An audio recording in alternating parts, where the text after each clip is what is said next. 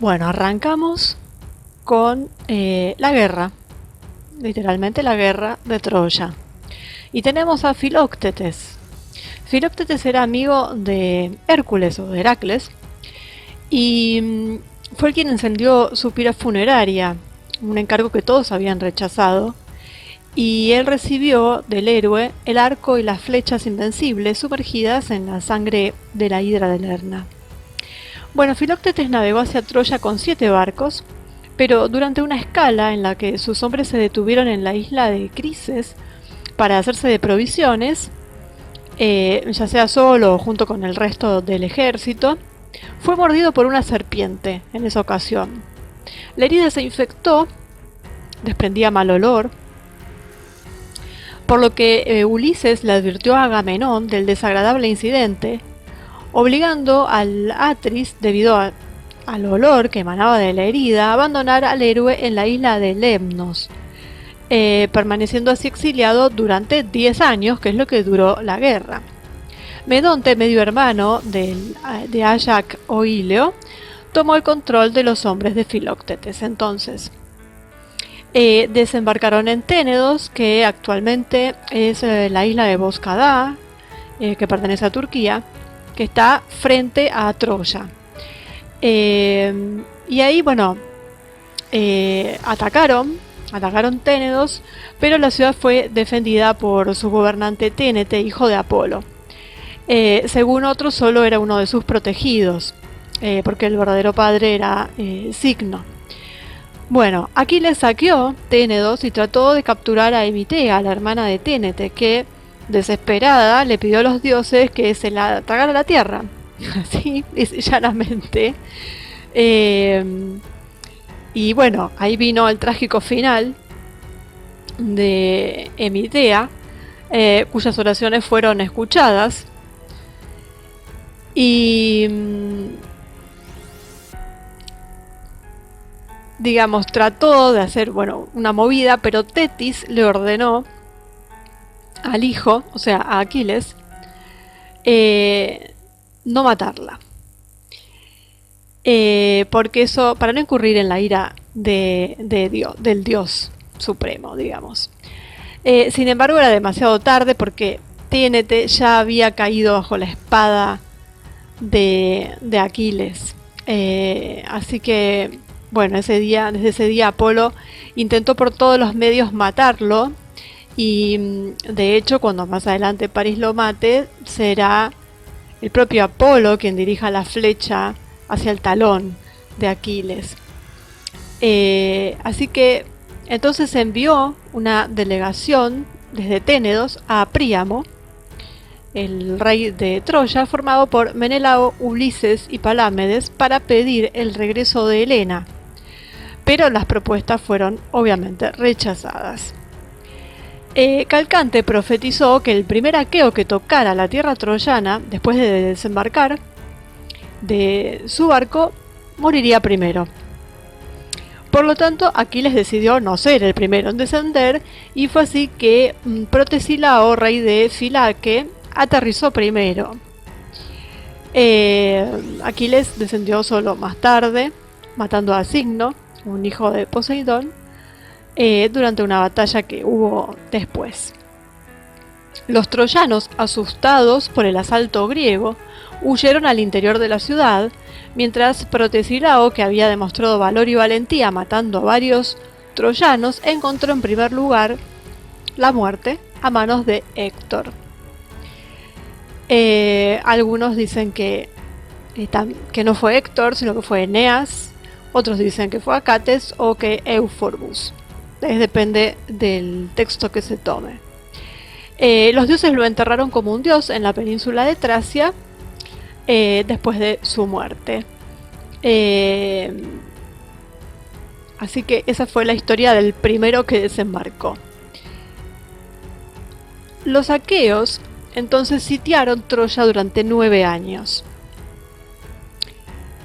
Esta es la parte de la guerra de la que se conservan menos fuentes, digamos, en la actualidad, porque los textos literarios prefieren hablar principalmente de los hechos del último año, porque es donde todo se desencadena. Después del desembarco inicial, el ejército se reagrupó en su totalidad solo en el 10.º año, según Tucídides, debido a una escasez económica que obligó a los griegos a asaltar las ciudades aliadas de Troya y a agotar las ganancias agrícolas de las regiones de Tracia. Troya nunca estuvo completamente asediada en estos 9 años, porque logró mantener relaciones con los pueblos internos de Asia Menor y le llegaban refuerzos hasta el final del enfrentamiento. Los aqueos lo que controlaban eran los dardanelos y los troyanos en cambio se comunicaban a través del punto más corto con Ábidos y Sesto, pudiendo así contactar a sus aliados en Europa. Bueno, Aquiles fue obviamente y sin duda el más activo entre los aqueos. Según Homero conquistó 11 ciudades y 12 islas. Según Apolodoro, en cambio, hizo incursiones en las tierras de Eneas, robándole sus rebaños y conquistando también Lirneso, Pedaso y varias ciudades de la zona. También mató a Troilo, el hijo pequeño de Príamo, cuando tenía 19 años, porque un oráculo había predicho que si el niño llegaba a los 20 años, la ciudad no colapsaría. Según Cácride, está la lista de las ciudades que tomó, según Apolodoro, es incorrecta, porque los griegos se fueron demasiado al sur. Y entonces estas ciudades que nombra Apolodoro no sería correcto ponerlas en la lista. Y bueno, y después hay otras fuentes como Demetrio que habla de otras ciudades más. De la división de los despojos de estas ciudades, Aquiles obtuvo varias partes, obtuvo Briseis, por ejemplo, del Lirneso, mientras que Agamenón obtuvo Criseis de Tebas.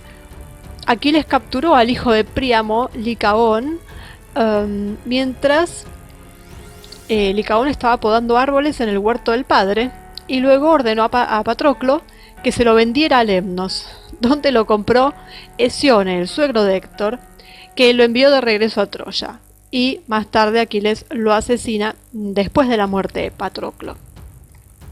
O sea que acá vemos todas unas idas y vueltas, y en donde siempre hay están los dioses inmiscuidos, tanto para ayudar como para entorpecer, según de qué lado estén, o quién les caiga bien o mal, o con quién tengan rispideces. Por ejemplo, tenemos a Áyax, también que invadió las ciudades de la península de Tracia, donde reinaba Poliméstore, yerno de Príamo, por lo que el rey sitiado abandonó a Polidoro, uno de los hijos de Príamo, a quien él mismo tenía bajo custodia. El guerrero griego atacó entonces las ciudades de Frigia, dominadas por el rey Teleuto, que murió en combate, y tomó a la hija de Teleuto, Tecmesa, como botín de guerra. Más tarde dispersó los rebaños de Troya en el monte Ida y en el campo. Por otro lado, varias pinturas sobre ánforas y cuencos describen un hecho que no está reportado en los textos literarios, y dice que te muestran que en un momento de la guerra Aquiles y Áyax estaban jugando un juego llamado Peteia, pero los dos estaban tan metidos en el juego que olvidaron que estaban en medio de una batalla. Y los troyanos lograron llegar hasta ellos y solo se salvaron por una intervención de Atenea. Esto lo sabemos por los dibujos. No llegó en los textos, en lo que quedó de los textos. Bueno, Ulises fue enviado a Tracia para recuperar un poco de grano. Imagínense 10 años asediando. No solamente sufre bajas y necesita de abastecerse la ciudad sitiada, sino aquellos que están sitiando. Entonces Ulises tuvo que ir a buscar grano y regresó con las manos vacías. Desafió a Palámedes, que se había burlado de él. Lo desafió a hacerlo mejor. Y bueno, él se fue y regresó con un barco lleno de grano. Ulises, que nunca había perdonado a Palámedes por haber estado a punto de matar a Telémaco, cuando aquella vez, cuando lo fue a buscar y él se hizo el tonto, mejor dicho, se hizo el loco para no ir, y él, Palámedes lo que hace es hacer esto de poner al bebé en el surco por donde él tenía que pasar, que estaba tirando sal en el campo. Bueno, eso Ulises nunca se lo perdonó, porque a causa de esto él tuvo que ir a la guerra. Que no tiene que ver con que sea cobarde ni nada, sino que no quería abandonar a su familia y además sabía que esto iba a tardar. Entonces decidió engañarlo, y por eso le explicó a los demás líderes que, como Agamenón odiaban las hazañas de Palámedes y su astucia, que además elogiaban esa astucia que Palámedes tenía, entonces falsificó una carta de Príamo como si estuviera destinada a Palámedes, y fue el propio Ulises quien obligó a un esclavo frigio a escribirla, y luego le ordenó que la escondiera en la tienda del oponente junto con una gran cantidad de oro. La carta y el oro fueron descubiertos, y Agamenón ordenó apedrear a Palámedes como castigo por traidor. Y bueno, que no lo era. Pausanias, citando a Cipra, dice que Ulises y Diomedes ahogaron a Palámedes mientras pescaba, mientras que Diti escribió que Ulises y Diomedes atrajeron a Palámedes a un pozo, donde dijeron que había guardado el oro recibido de Príamo, y lo apedrearon hasta matarlo. El padre de Palámedes, Nauplius, navegó hasta el lugar para pedir justicia, pero fue rechazado. Buscando venganza, viajó a las ciudades griegas, declarando a las esposas de los reyes que pronto sus maridos traerían concubinas a su tierra natal para reemplazarlas. Algunos de ellos decidieron traicionar a sus maridos, como hizo Clitemnestra, uniéndose a Egisto, el hijo de Tieste, por lo que había dicho el padre de Palámedes. Y hacia fines del 9º año, los soldados del ejército, cansados de luchar y ya sin suministros, decidieron rebelarse contra sus comandantes, y solo la intervención de Aquiles pudo apaciguarlos. Según Apolodoro, Agamenón secuestró en ese momento a las 4 hijas de Anio, sacerdote de Delos, que era capaz de hacer brotar del suelo el aceite, el trigo y el vino necesarios para el abastecimiento. Así que tenemos historias de traición, de mentiras, de injusticias, están todo. De eso no hay duda, que en la Ilíada tenemos todo.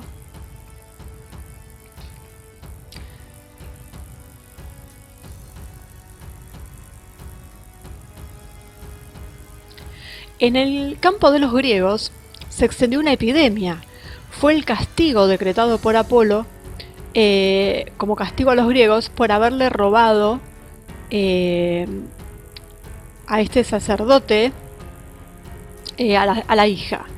Siguiendo el consejo de Calcante, Agamenón decidió devolver a la chica a su padre, pero exigió a Briseida, la esclava favorita de Aquiles, a cambio, alejándola así del héroe. Por lo tanto, estalló una pelea entre Aquiles y Agamenón.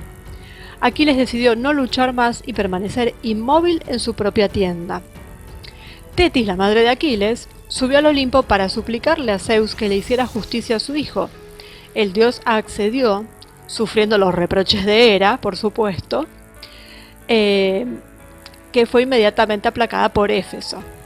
Zeus envió el sueño engañoso a Agamenón. Zeus siempre haciendo estas cosas, ¿no? Bajo la apariencia de Néstor, le hizo creer al rey que había llegado el fatídico día de Troya. Al despertar, Agamenón convocó a los nobles aqueos y les instruyó sobre su plan. Quería hacer creer al ejército que quería regresar a su tierra natal. Los soldados, sin embargo, aceptaron la propuesta de regresar con alegría y se preparaban para abandonar la costa cuando Ulises, inspirado por Atenea, los convenció de reanudar la batalla contra Troya. Entonces las dos filas volvieron a luchar. Al ver a Menelao, París huyó entre sus hombres, pero Héctor le reprochó su cobardía.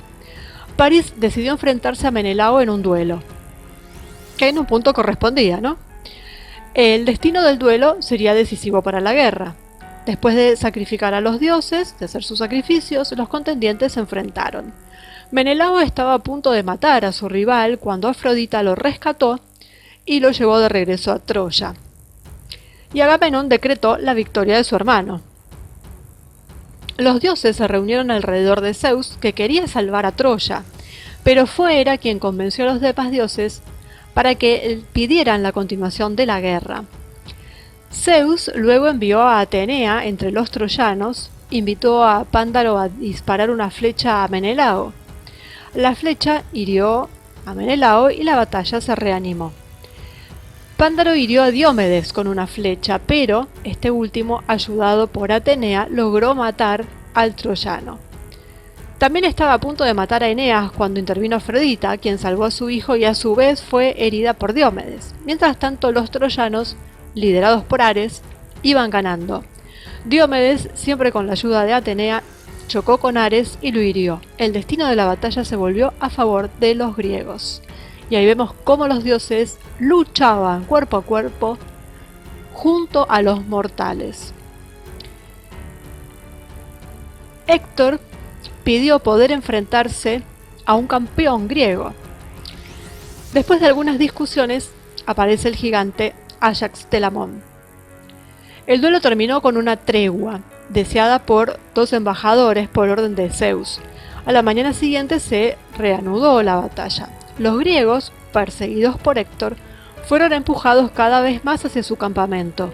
Con la puesta del sol terminaron las batallas. Héctor y sus hombres acamparon en medio del campo de batalla, empujando hacia los griegos cada vez más hacia el mar. Yo imagino la esperanza de los troyanos al ver esto, al ver que estaban haciendo recular a los griegos. Por la mañana la batalla comenzó de nuevo. Héctor y los demás comandantes se lanzaron contra la pared que protegía los barcos. Los griegos, asustados, comenzaron a huir.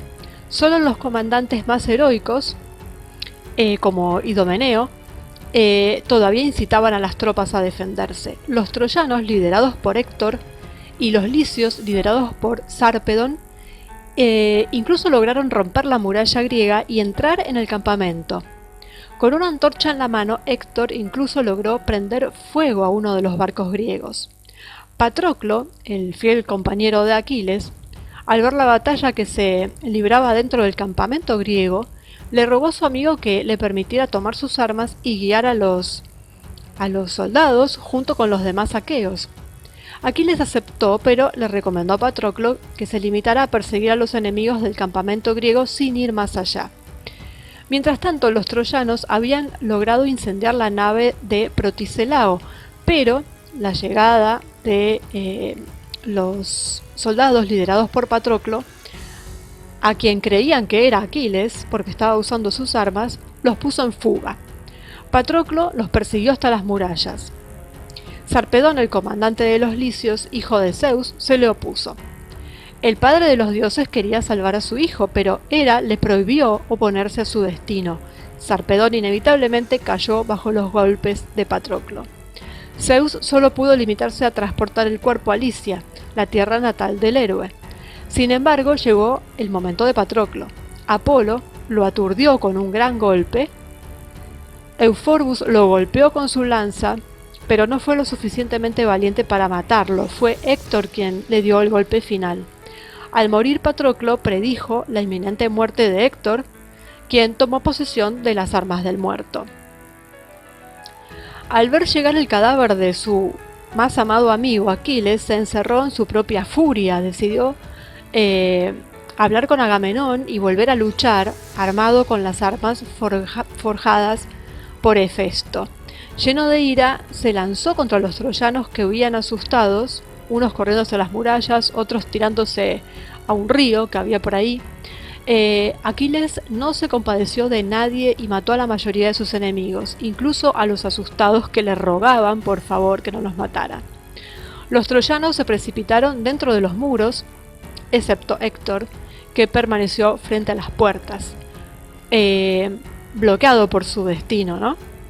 Las súplicas desesperadas de los padres no sirvieron de nada. Héctor le propuso a Aquiles el juramento de devolver el cuerpo de uno de los dos que serían asesinados en un duelo, devolvérselo a la familia.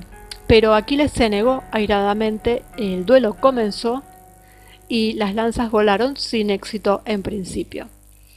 Eh, Al morir, finalmente Héctor predijo la próxima muerte de su rival, Aquiles.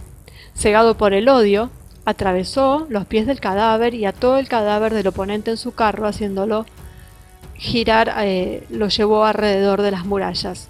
Príamo finalmente le pidió a Aquiles el cuerpo de Héctor y ahí termina la Ilíada, con el funeral de Héctor. También acá tenemos que cada uno que va muriendo predice la muerte de quien lo está matando.